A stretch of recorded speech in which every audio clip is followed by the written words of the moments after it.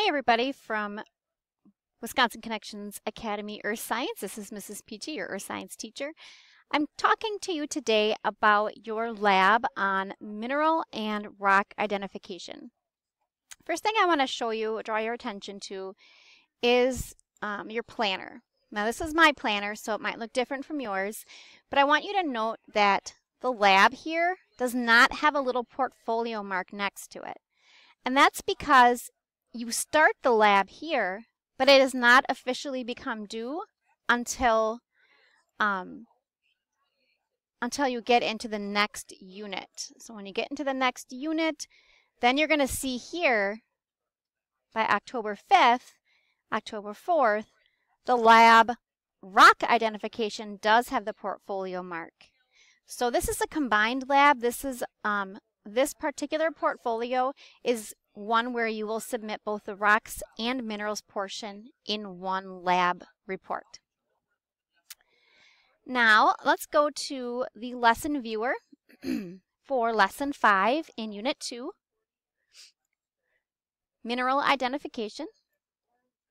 And I want you to notice that if you are on slide 3, you'll find a link that says Lab Investigator Rocks and Minerals. So when I click on this, it should open a site, Rocks and Mineral Lab Investigator, and it can take a few minutes for this to open, depending on your internet connection. I already have started one, and so I will start here. So what you normally will see when you log into the site, and I'm going to kind of back out a little bit, make my screen a little smaller if I can. It's not really letting me, so.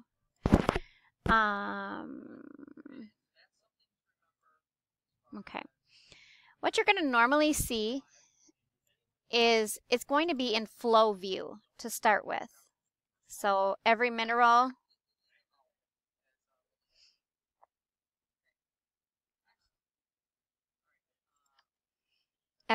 you can kind of pass over, scrolling through your mouse this way in rocks. It's a pretty cool effect, but I prefer to look at mine like an old-fashioned tray of rocks and minerals. So I'm going to switch to the box view, which brings up a bunch of them, and it looks more like it's sitting in a box, like on my table, a little box. I want to narrow my search for this first part to just minerals, because right now in September you guys are just doing the mineral portion, and then when you get to the 1st of October you'll be doing just rocks. So you're going to do 10 minerals and then 10 rocks later on. So when you get to the minerals, you can pick any one of these and you can write that into your data table, and then there's a bunch of different tests that you can do on this mineral. I'm going to move my little picture here. You can use the magnifying tool to just zoom in. You can see things a little closer this way. Kind of move it around. Get a bit of a closer view on what it looks like. Okay. Or you can go to properties. And when you go to properties, there's a bunch of different tests that you can perform and or observe. Okay, the ones you won't have to do, I don't expect you to do for minerals, is crystal shape and the float sink. Those you shouldn't do for minerals. Or what is it? Texture, I think. Yeah. So texture, crystal shape, and float sink, do not do them. The rest of them do apply to the minerals. For rocks, you will only do color, texture, float and sink, and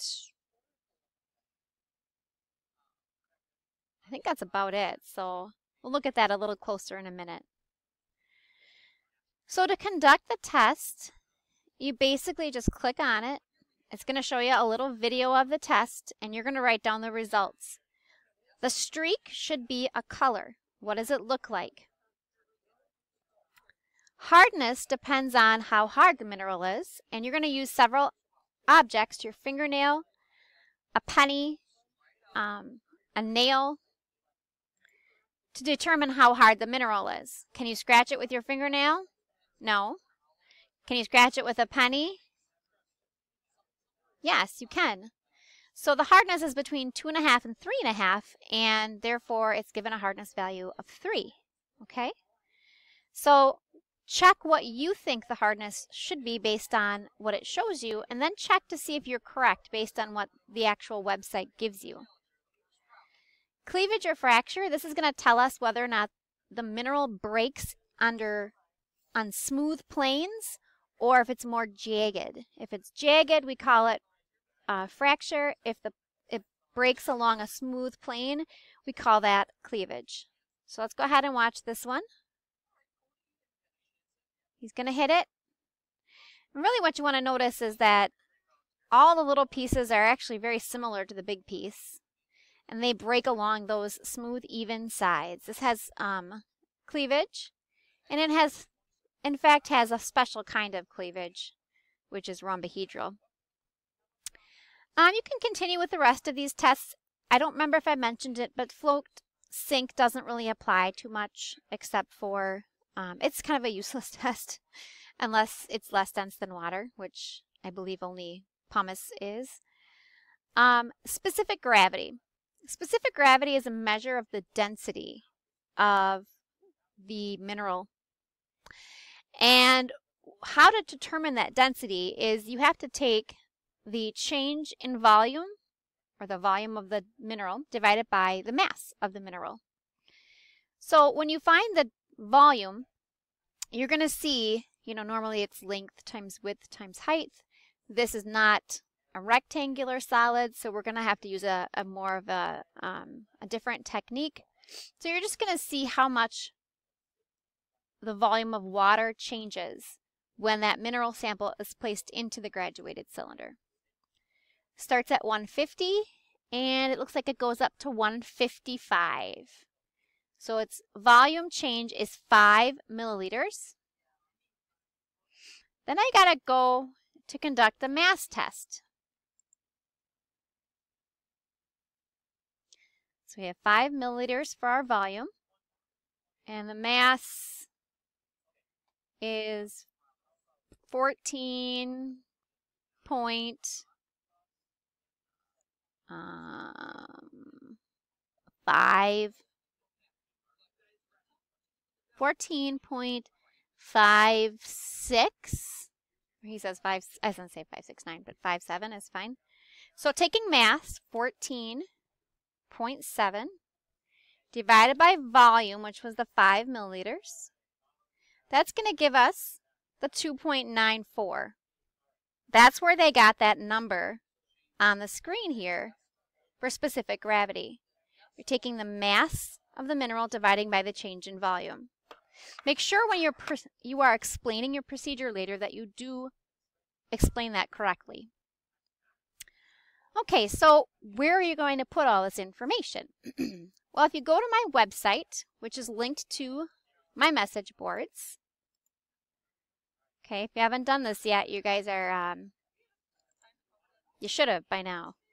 So you go to my website, you're going to click on the Earth Science tab, and that'll bring up the Earth Science page. It's really fancy. Go down to Portfolios, and under Portfolios, select Rocks and Minerals Template.